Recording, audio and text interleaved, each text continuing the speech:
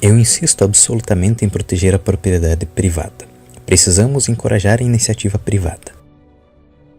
O nazismo era um movimento de esquerda? De acordo com o historiador inglês Ian Kershaw, em seu livro De Volta ao Inferno, Europa, 1914-1949, o nazismo foi um dos movimentos nascentes do antibolchevismo e que posteriormente resultou em movimento de massas da direita. Seu surgimento, bem como o de outros movimentos agressivos de extrema-direita, tal como o fascismo, é associado a uma ideia de iminente perigo por conta do bolchevismo que havia se estabelecido na Rússia. Em seu livro, Minha Luta, Hitler relata diversos embates com operários de esquerda, ao qual se refere com o termo pejorativo vermelhos. Um dos relatos mais notáveis sobre tais enfrentamentos é o enfrentamento físico promovido pelas tropas de assalto, as SA nazista, contra os trabalhadores de esquerda na cidade alemã de Coburg. Segundo estes, a cidade era assolada pelo terror vermelho e, após suas ações, seu nacionalsocialismo provavelmente seria a instituição a ser chamada para pôr fim à loucura marxista, em suas palavras. Já em 1933, após ter sido escolhido como chanceler, em uma reunião realizada em 20 de fevereiro com um grupo de poderosos industriais da Alemanha, Hitler expôs seus planos e propostas aos mesmos. De acordo com o historiador econômico Adam Tooze, que a detalhou em seu livro O Preço da Destruição, a reunião não foi uma exposição de políticas econômicas por parte do chanceler, mas sim o anúncio de seu plano para esmagar o outro lado, a esquerda alemã, e acabar com a democracia parlamentar. Para tanto, solicitava apoio financeiro para as eleições legislativas de 5 de março, com a finalidade de cobrir suas ações por meios constitucionais. O pedido foi prontamente atendido pelos industriais, que receberam em troca o desmantelamento dos sindicatos e o congelamento do salário dos trabalhadores. A afirmação de que o nazismo é de esquerda tornou-se mais difundida muito recentemente e partiu de um grupo bastante restrito, o qual religiosamente acredita que o capitalismo é tão somente livre mercado e toda economia com forte presença do Estado caracterizaria um tipo de socialismo ou similares. No entanto, apesar de tal afirmação, abundam documentos e historiadores que classificam o nazismo como de direita, mais precisamente a maioria, ou simplesmente extrema-direita. Esta mesma afirmação também consta em um documento do parlamento alemão sobre os partidos políticos da República de Weimar. Além disso, na Alemanha existe um termo coletivo utilizado para designar os grupos neonazistas, fascistas e nacionalistas extremos, Rechtsextremismus, cuja tradução é extremismo de direita. Dentre as características presentes nesses grupos está a negação da igualdade entre as pessoas, a xenofobia, o racismo e o revisionismo histórico, buscando reescrevê-la de acordo com o que acreditam. Por fim, o nazismo tampouco era revolucionário, dada a forma como o mesmo chegou ao poder, via eleição no parlamento, com Hitler sendo convidado para ser o chanceler e se aliando com amplos setores da elite econômica alemã. Os nazistas se inspiravam em Marx e suas ideias. Der Kampf gegen den Marxismus wurde damals zum ersten Mal zu einem Kampfziel erhoben. Damals gelobten wir zum ersten Mal als unbekannte Heiler diesen Krieg zu beginnen und sich zu lieben, bis endlich diese Erscheinung aus dem deutschen Leben des Reiches sein würde. Wir haben nicht ihre Kolonien, wir haben nicht alle die Möglichkeiten internationaler Weltverbindungen, die diesen Staaten und Völkern zu eigen sind. Weil in seiner Ehre und zu verfallen damit in seinem Ansehen. Es kam die Zeit, da man sich nur dann mit Stolz zum Deutschen bekennen durfte, wenn man den Blick in die Vergangenheit richtete, sich aber schämen musste, wenn man die Gegenwart besah. Bei der Inflation hat dann unser Volk noch erhöhen müssen. Die Millionen Menschen um ihre Spargroschen beraubte. Alles angestiftet und alles gewagt und alles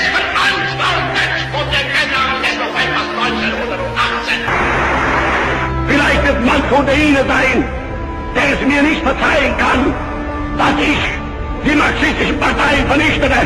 Aber mein Freund, ich habe die anderen genauso vernichtet. Sie können uns unterdrücken. Sie können uns meinetwegen töten.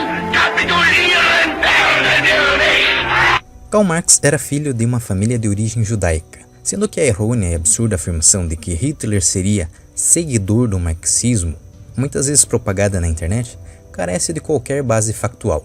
Em várias passagens de seu livro, Minha Luta, Hitler fala de seu desprezo pela doutrina judaica do marxismo, em suas palavras, e o classifica como um dos maiores perigos para a Alemanha, afirmando que o mesmo tinha profundas ligações com o judaísmo e que um dos problemas que a Alemanha deveria enfrentar era o aniquilamento do marxismo. Também não faltam discursos onde este profundo desprezo por quaisquer das ideias de Marx e de esquerda é expresso com palavras agressivas, conclamando as pessoas para combatê-las, conforme podemos ver no trecho anterior.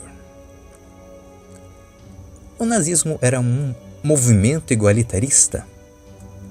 Segundo o cientista político italiano Norberto Bobbio, em seu livro Direita e Esquerda, Razões e Significados de uma Distinção Política, a esquerda busca promover a igualdade entre os seres humanos e a mudança da ordem social.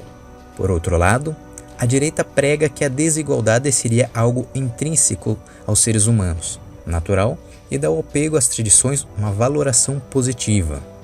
Sobre isso, Hitler escreve em Minha Luta: a doutrina judaica do marxismo repele o princípio aristocrático da natureza. Contra o privilégio eterno do poder e da força do indivíduo, levanta o poder das massas e o peso morto dos números. Nega o valor do indivíduo. Combate a importância das nacionalidades e das raças, anulando assim na humanidade a razão de sua existência e de sua cultura. Como é possível ver nesta passagem, em suas práticas, para os nazistas não só era natural que existisse uma hierarquia desigual, como também era necessário. Em sua visão de mundo, existia uma raça superior, os arianos, que deveriam dominar e submeter os inferiores. Eles também negavam a luta de classes em nome de uma conciliação em torno de um ideal nacional. E o seu objetivo último não era a igualdade. Os nazistas desarmaram a população alemã? É praticamente senso comum a afirmação de que o nazismo, tal qual outros regimes de esquerda, desarmou os alemães, e que se este fosse de direita, a teria armado, e que o mesmo tinha políticas para desarmar a população alemã. No entanto, tais afirmações não passam de um mito. Não é difícil encontrar a origem deste mito, a qual aponta para grupos da direita nos Estados Unidos, contrários a qualquer mudança na legislação sobre armas neste país.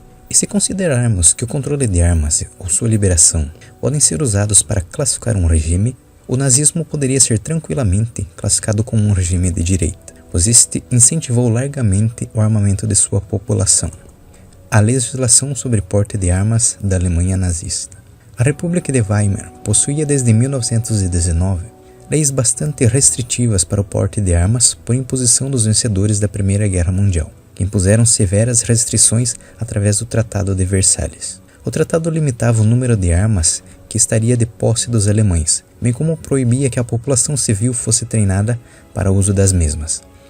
Atendendo a estas restrições, em 1919, o governo confiscou as armas de posse dos cidadãos alemães, política que só foi relaxada com uma nova legislação em 1928, que ainda assim restringia bastante o porte de armas. Após assumir o poder, os nazistas utilizaram largamente estas leis restritivas para desarmar os judeus e outros inimigos do Estado.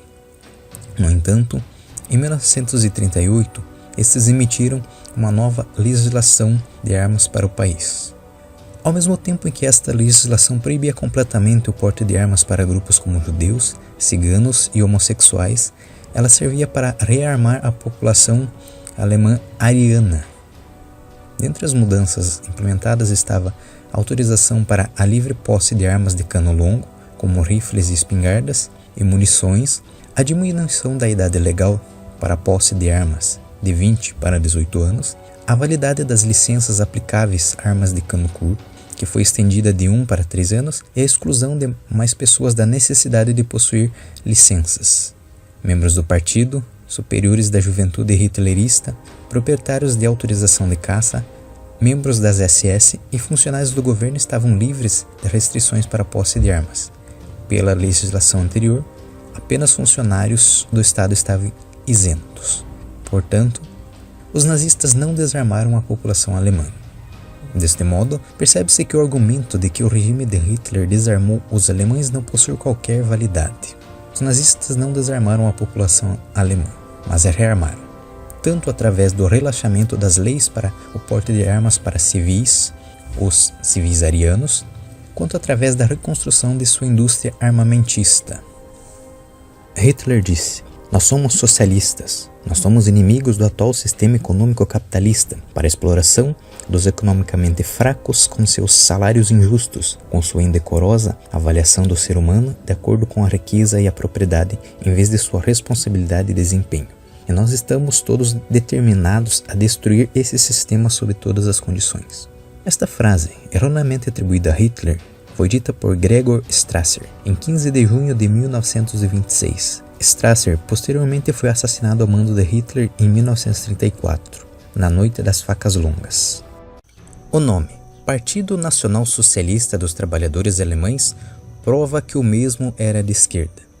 Diferente do que muitos afirmam, o nome do partido conter socialista não é um indicativo deste ser de esquerda. É importante notar que em seu nome em alemão, termo nacional-socialismo era uma contraposição ao socialismo internacional de cunho marxista. É uma entrevista concedida a George Sylvester Gierek e publicada em 9 de julho de 1932, Hitler fala o seguinte sobre o seu socialismo. O socialismo é a ciência de lidar com o bem-estar geral. O comunismo não é o socialismo. O marxismo não é o socialismo. Os marxistas roubaram o termo e confundiram seu significado. Vou tirar o socialismo do socialista. O socialismo é uma antiga instituição ariana e alemã. Nossos ancestrais alemães tinham algumas terras em comum. Cultivavam a ideia do bem-estar geral. O marxismo não tem direito de se disfarçar de socialismo. O socialismo, diferente do marxismo, não repudia a propriedade privada. Diferente do marxismo, ele não envolve a negação da personalidade e é patriótico. Poderíamos ter chamado nosso partido de Partido Liberal. Preferimos chamá-lo de Nacional Socialista. Não somos internacionalistas. Nosso socialismo é nacional. Exigimos o atendimento das justas reivindicações das classes produtivas pelo Estado, com base na solidariedade racial. Para nós, o Estado e a raça são um só. Portanto, apesar do nome, não se pode dizer que os nazistas de fato tinham algo de socialistas, já que não apoiavam elementos básicos do socialismo, tal como o fim da propriedade privada e sua coletivização, como ocorreu na União Soviética. Neste ponto, é importante lembrarmos que nem sempre nomes são indicativos fiéis da essência ideal, já que cavalo marinho não é um equino do mar, e poucas pessoas acreditam que a República Popular Democrática da Coreia, a Coreia do Norte, é realmente democrática.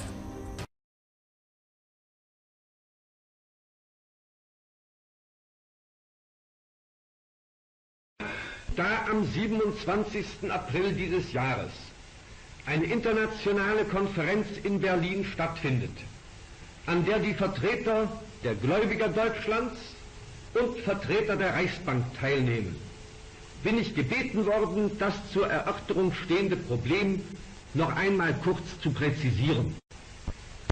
Tatsache ist, dass die deutsche Volkswirtschaft zurzeit nicht in der Lage ist, einen ausreichenden Überschuss an fremder Währung zu erzielen, um den Schuldnern gegen die eingezahlte Reichsmark die fremde Valuta zur Verfügung zu stellen, die der ausländische Gläubiger erwartet.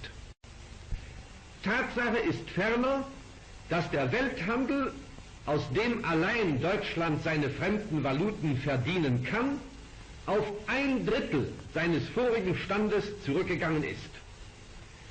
Weitere Tatsache ist, dass die Reichsbank, die noch vor 3 Jahren mehr als 3 Milliarden Gold und fremde Währung besaß, heute nur noch 200 Millionen Gold und fremde Währung besitzt.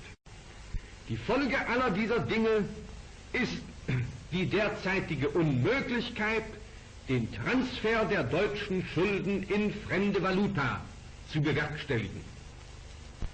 Abhilfe kann nur von zwei Seiten kommen. Steigerung des deutschen Exportes durch Belebung des Welthandels auf der einen Seite und auf der anderen Seite ein Entgegenkommen der Gläubiger in der Höhe der Zinsen, der Hinausschiebung der Tilgung und Ähnliches. Hierzu wird die Konferenz Stellung zu nehmen haben. Ich kann versichern, dass Deutschland seinerseits alles tun wird, um seine Transferfähigkeit zu steigern. Ich hoffe ferner auf die Einsicht und die Hilfe der ausländischen Gläubiger.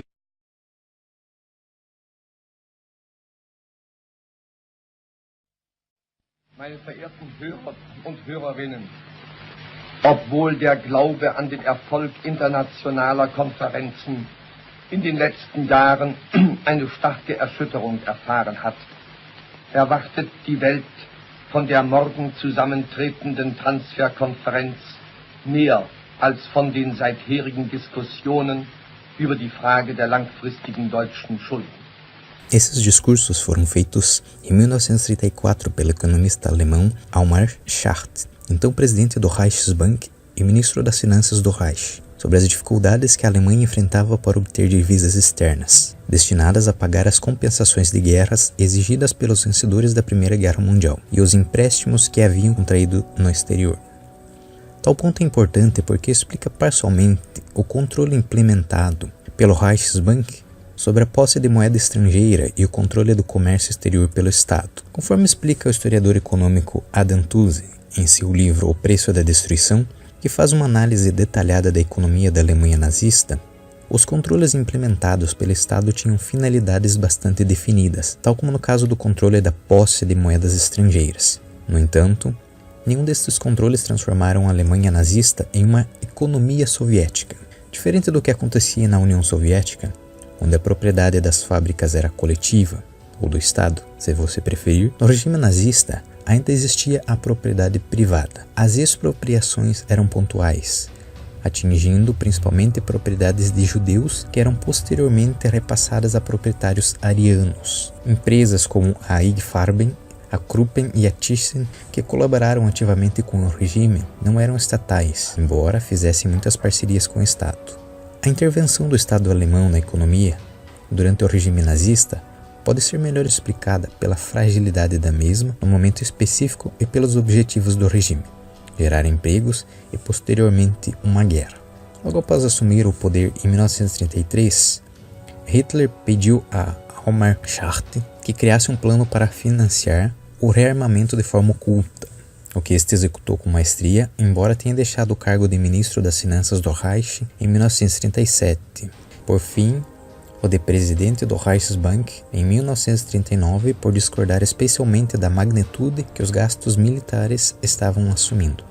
Praticamente todas as ações econômicas tomadas pelos nazistas estavam de alguma forma orientadas para a guerra futura que estes gestavam. Foram estabelecidas parcerias público-privadas para fábricas de borracha sintética, de combustível sintético ou para a expansão da produção de outras matérias-primas essenciais para a indústria de armamentos. Hitler, melhor do que ninguém, sabia que não era uma boa ideia iniciar uma guerra com a economia dependente de importações. Na descrição você encontrará fontes e material para prosseguir em seus estudos. Obrigado por assistir este vídeo.